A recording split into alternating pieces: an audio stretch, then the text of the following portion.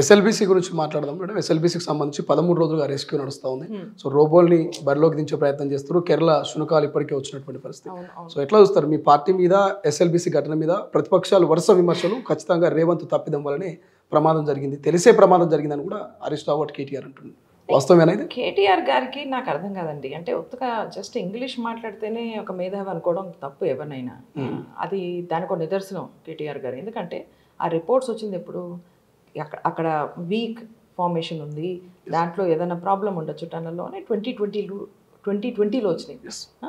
ఆ రిపోర్ట్స్ని తీసుకున్న తర్వాత మళ్ళీ ఆ టైంగా ప్రభుత్వం, ఆ టైం చీఫ్ మినిస్టర్ కేసీఆర్ గారు దాంట్లో ఏదైనా పని మొదలు పెట్టచ్చు కదా. దాంట్లో అంటే రిపేర్ కానీ ఇప్పుడు చేస్తున్నాం మనం ఆ పనులు అప్పుడే మొదలు పెట్టుంటే ఇప్పటిదాకా సాల్వ్ అయిపోయేది ప్రాబ్లం.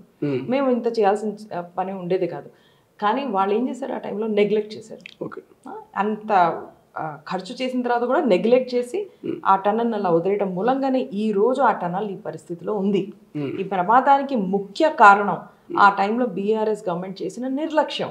వాళ్ళు రిపోర్ట్స్ ఇచ్చిన తర్వాత కూడా మీరు కనుక దాంట్లో యాక్షన్ తీసుకోకపోతే, కానీ ఇది ఒక్క ఎగ్జాంపుల్ కాదు, ఎన్నో ఎగ్జాంపుల్స్ వచ్చినాయి. ఎన్నో ఎగ్జాంపుల్స్లో క్లియర్గా ప్రాబ్లం తెలిసిన తర్వాత కూడాను బీఆర్ఎస్ ప్రభుత్వం ఆ టైంలో కేసీఆర్ గారు వాళ్ళ ఫార్మ్ హౌస్ నుంచి, కేటీఆర్ గారు ఆయన ట్విట్టర్ మీద ఏమి అదే చెప్తున్నా కదా, ఏదైనా ప్రాబ్లం వస్తే ట్వీట్ చేయడం తప్ప యాక్షన్ తీసుకోలేదు. ఆ నిర్లక్ష్యాన్ని మనం ఈ రోజున రిజల్ట్స్ మనం సఫర్ అవుతున్నాం. ఇది నిజం కారణం.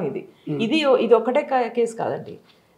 మీకు గుర్తుండేది, మా కాంగ్రెస్ నేతలు కానీ మేము కానీ ఏదన్నా మేజర్ ప్రాబ్లం అయింది, అక్కడికి వెళ్ళి మేము సానుభూతి చూపించాలన్నా, అసలు పరిస్థితి ఏమిటో కనుక్కోవాలన్నా, అక్కడ ఫ్యాక్ట్స్ ఏమన్నా వెంటనే వీళ్ళు హౌస్ అరెస్ట్ కానీ అలాంటి మమ్మల్ని ఆపడం వాళ్ళంతా చేసేవాళ్ళు.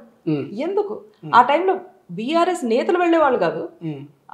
ఎవరైనా ఎంతో మందికి తెలంగాణలో ఎన్నో అయినాయి అలాంటి యాక్సిడెంట్స్. వాళ్ళ ఫామ్ హౌస్ కొంచెం దూరంలోనే బస్సు పడిపోయి చిన్నారు చనిపోవడం జరిగింది. వెళ్ళారా అప్పుడు? అదే చెప్తున్నా, వాళ్ళలో మానవత్వం అనేది ఉండేది కాదు. మనం మర్చిపోకూడదు ఆ కాలం. ఒక డార్క్ ఏజెస్ అంటారు చూడండి, ఆ టైప్లో ఉండేది. దానిలోనే పార్టీ ఇది కూడా, ఈ నిర్లక్ష్యం కూడాను. ఈ రోజున మీరు చూస్తున్న ఆ క్రైసిస్, దాని వెనకాల ఎంత పని జరుగుతుందో నేను మీకు చెప్పలేను. ప్రతి ఆర్గనైజేషన్ లెవెల్లో కానీ గవర్నమెంట్ లెవెల్లో కానీ ఒక్క నేత కూడా అక్కడికి వెళ్లకుండా లేరు. అందరూ వెళ్ళారు, అందరూ పనిచేస్తున్నారు. శక్తుల to the best of our abilities మేము పనిచేస్తున్నాం. వాళ్ళని బయటికి తీద్దామని ప్రయత్నం చేస్తున్నాం. కానీ దీని అందరికీ రూట్ కాజ్ ఏంటి, ఎందుకు దీనికి మూల కారణం అనేది మనం అర్థం చేసుకోవాల్సిన అవసరం. ఈ నిర్లక్ష్యాలు ఇది ఒక్క ఎస్ఎల్బీసీ కేసులోనే కాదు, ఎన్నో ఏరియాస్లో అయినాయి. ఫైనాన్షియల్గా మీరు చేస్తున్నారు. మనకి రైతులకు కానీ, మహిళలకు కానీ, మైనారిటీస్ కానీ, బీసీలకు కానీ ఎవరికైనా హెల్ప్ చేయాలి వాళ్ళంటే మన దగ్గర పైసలు లేకుండా పోయినాయి. అవి ఎందుకు? This is because of the అప్పులు, బీఆర్ఎస్ టైంలో చేసిన అప్పులు. అయినా కూడా మనం రెవెన్యూని ఇంక్రీజ్ చేస్తున్నాం. ఇన్వెస్ట్మెంట్ చూడండి ఎంత. ఇప్పుడు గవర్నమెంట్ మీద కాన్ఫిడెన్స్ ఉంటేనే కదా ఇన్వెస్టర్స్ వచ్చేది. డావోస్లో లక్షల కోట్లు ఇన్వెస్ట్మెంట్స్ వచ్చినాయి అంటే ఆ రకమైన కాన్ఫిడెన్స్ ఉంది రేవంత్ అన్న గవర్నమెంట్ మీద, ఆయన క్యాబినెట్ మీద, మన కాంగ్రెస్ గవర్నమెంట్ మీద. సో అంత నెగ్లిజెన్స్ వాళ్ళు చేసిన, తెలంగాణలో ఏ రకంగా అన్యాయం చేసినా మీకు ఎదుర్కొన్నా ఉంది. మేము దానంతా క్లీన్ కూడా చేస్తున్నాం, మొత్తం సిస్టమ్ని.